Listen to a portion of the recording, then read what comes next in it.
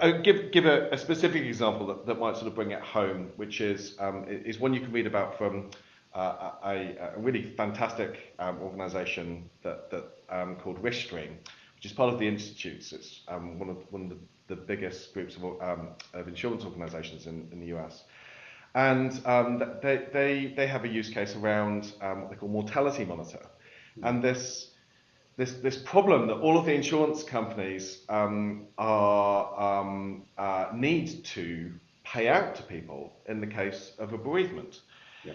And the poor people who are dealing with that, which is incredibly hard for the actual people who are dealing with that bereavement, are asked to provide data, the same data, tens of times during the process, because those individual insurance companies actually being able to share that information is really tough, and that delays payouts of the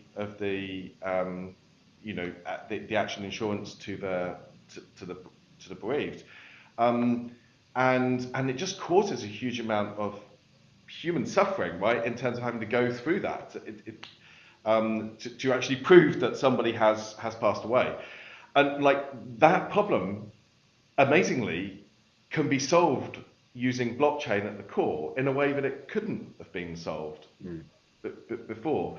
So there were use cases that are just like a world away from here's an STO issuance, or I've got an NFT of a fantastic football player that I want to put out there on the web. There's use cases that are just hugely detached from them, but the core constructs of uniqueness, things like tokenization to help the ecosystem work, can just transform the way it happens.